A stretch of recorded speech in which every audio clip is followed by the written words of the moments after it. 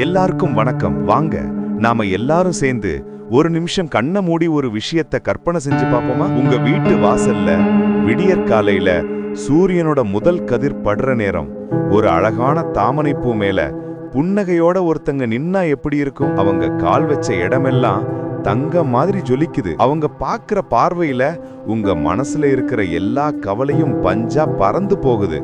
சுத்தி இருக்கிற காத்துல ஒரு தெய்வீகமான மனம். யார் அவங்கன்னு யோசிக்கிறீங்களா? வேற யாருங்க, நாம எல்லாரோட வாழ்க்கையிலையும் நாம தேடுற ஆசைப்படுற ஸ்ரீ மகாலட்சுமி தாயார் தான். ஆனா ஒரு நிமிஷம் யோசிச்சு பாருங்க, லக்ஷ்மி தேவி உண்மையிலேயே உங்க வீட்டுக்கு வந்தா என்ன நடக்கும்? வெறும் பணம், காசு, தங்கம், வைரம் மட்டும்தான் கிடைக்குமா?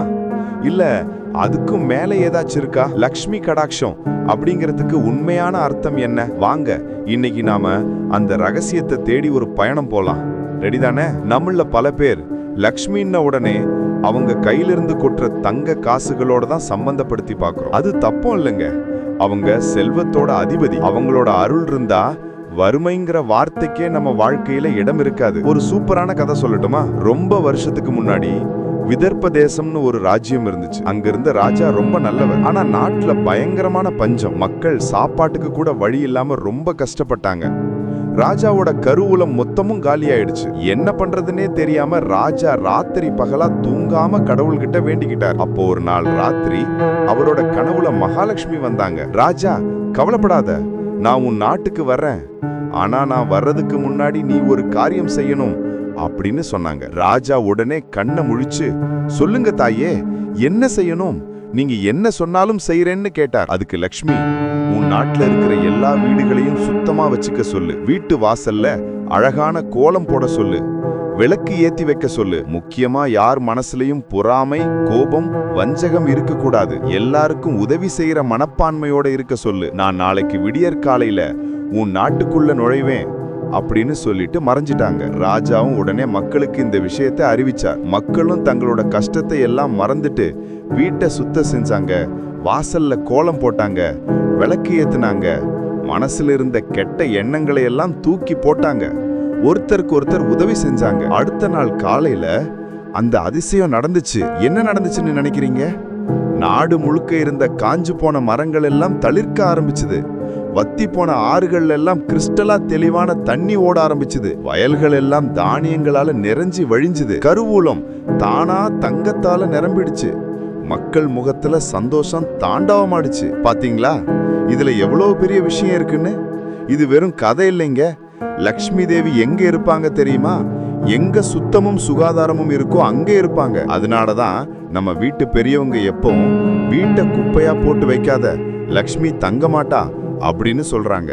அது வெறும் நம்பிக்கை இல்ல, அதுக்கு பின்னாடி ஒரு அறிவியல் காரணமும் இருக்கு. சுத்தமான இடத்துல நேர்மறையாற்றல் அதிகமா இருக்கும். அது நம்ம மனசையும் உடலையும் ஆரோக்கியமா வச்சுக்கும். ஆரோக்கியமான மனசுல தான் நல்ல சிந்தனைகள் உருவாகும். நல்ல சிந்தனைகள் தான் நம்மள வளர்ச்சி பாதைக்கு கூட்டிட்டு போகும். இதுதான் லக்ஷ்மி கடாட்சத்தோட முதல் படி.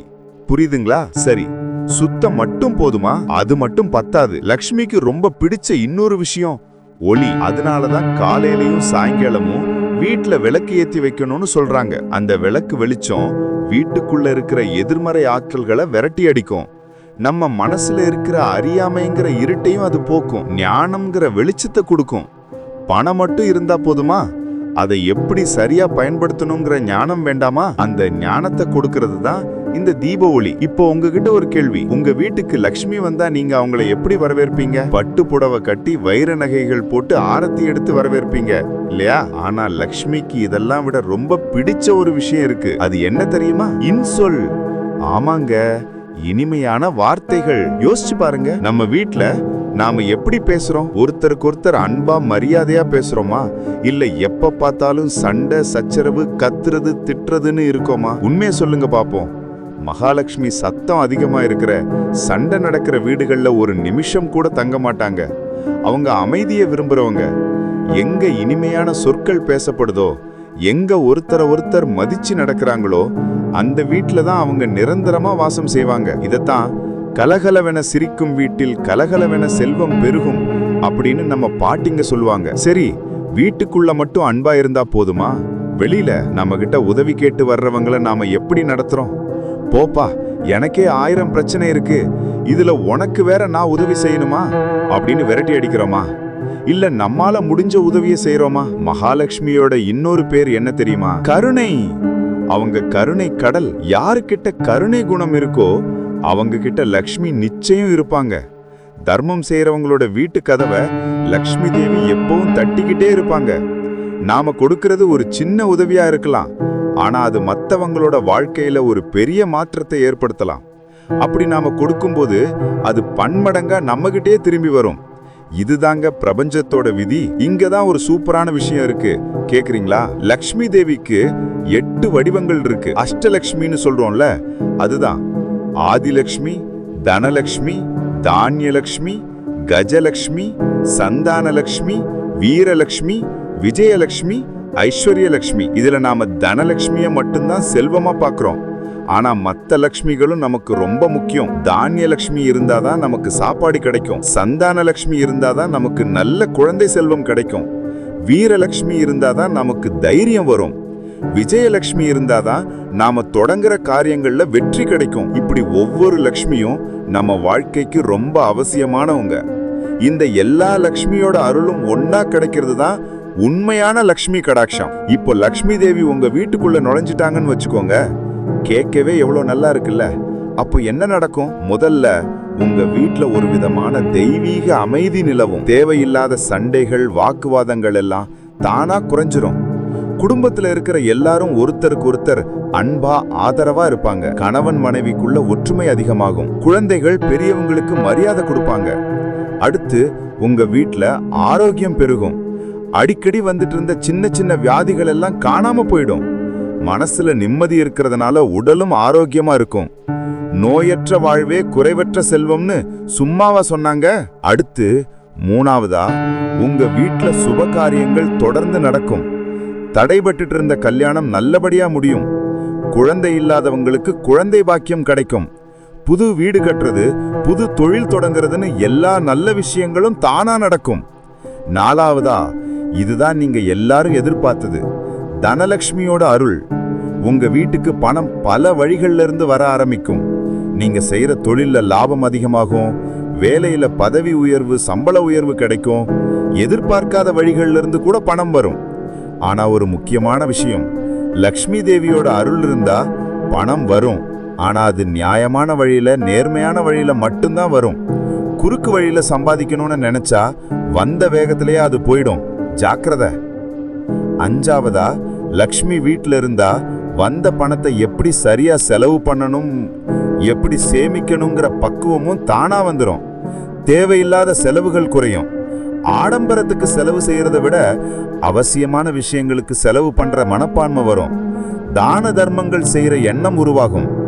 ஆனா நில்லுங்க, கதை இங்க முடியல. இங்கதான் ஒரு சின்ன சிக்கல் இருக்கு. லக்ஷ்மி தேவி ஒரு வீட்டுல நிரந்தரமா தங்கணும்னா நாம சில விஷயங்கள்ல ரொம்ப கவனமா இருக்கணும். அவங்க தங்கை ஒருத்தங்க இருக்காங்க, அவங்க பேரு மூதேவி, அதாவது ஜேஷ்டா தேவி. எங்க லக்ஷ்மி இருக்காங்களோ அங்க இவங்களும் வர முயற்சி பண்ணுவாங்க. சோம்பேறித்தனம், அழுக்கு, பொறாமை, கோபம், சோம்பல், இந்த குணங்கள் எல்லாம் மூதேவிக்கு ரொம்ப பிடிச்சது. நாம இந்த கெட்ட குணங்களுக்கு நம்ம வீட்டுல இடம் கொடுத்தா லக்ஷ்மி தேவி அமைதியா அந்த வீட்டை விட்டு வெளியே போயிடுவாங்க. அவங்க போன இடத்துக்கு மூதேவி வந்து உட்கார்ந்துக்குவாங்க. அதுக்கப்புறம் என்ன நடக்கும்னு நான் சொல்ல வேண்டியதில்ல, உங்களுக்கே தெரியும். அதனால லக்ஷ்மி நம்ம வீட்டுல நிரந்தரமா இருக்கணும்னா நாம எப்பவும் சுறுசுறுப்பா இருக்கணும். நம்ம மனசையும் வீட்டையும் சுத்தமா வச்சுக்கணும். மத்தவங்களோட வளர்ச்சியை பார்த்து பொறாமைப்படக்கூடாது. அவங்கள மனசார வாழ்த்தணும். முடிஞ்சா அவங்களுக்கு உதவியும் செய்யணும். இன்னொரு முக்கியமான ரகசியம் சொல்லட்டுமா?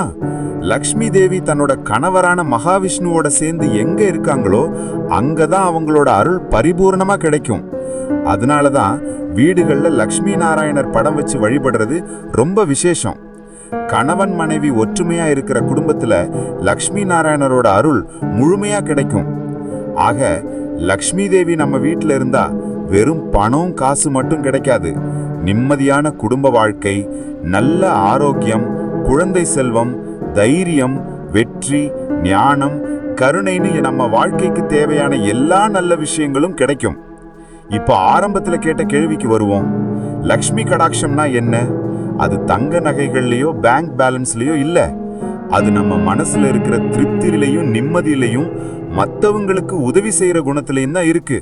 இந்த குணங்கள் எல்லாம் யாரிடம் இருக்கோ அவங்க தான் உலகத்திலேயே மிகப்பெரிய பணக்காரங்க. அவங்க வீட்டுல தான் மகாலட்சுமி நிரந்தரமா வாசம் செய்வாங்க. ஒருவேளை நம்ம தேட வேண்டியது லக்ஷ்மியே இல்லையோ, லக்ஷ்மிக்கு பிடிச்ச குணங்களை நம்ம கிட்ட வளர்த்துக்கிட்டாலே போதும். அவங்க நம்மள தேடி நம்ம வீட்டுக்கு ஓடி வருவாங்க இல்லையா? நீங்க என்ன நினைக்கிறீங்க? இந்த கதை உங்களுக்கு பிடிச்சிருந்தா மறக்காம நம்ம சேனலுக்கு ஒரு லைக் போடுங்க. லக்ஷ்மி கடாட்சம் பத்தி நீங்க என்ன நினைக்கிறீங்கன்னு கீழே கமெண்ட்ல சொல்லுங்க. இதே மாதிரி இன்னும் நிறைய சுவாரஸ்யமான கதைகளை கேட்க நம்ம சிவத்தாண்டவம் சேனலை சப்ஸ்கிரைப் பண்ணிக்கோங்க. அப்படியே அந்த பெல் பட்டனையும் தட்டி விட்டுடுங்க. அப்போதான் நான் அடுத்த வீடியோ போட்டா உங்களுக்கு உடனே தெரியும். அடுத்த ஒரு அருமையான கதையோட உங்களை வந்து சந்திக்கிறேன். அது வரைக்கும் நன்றி, வணக்கம்.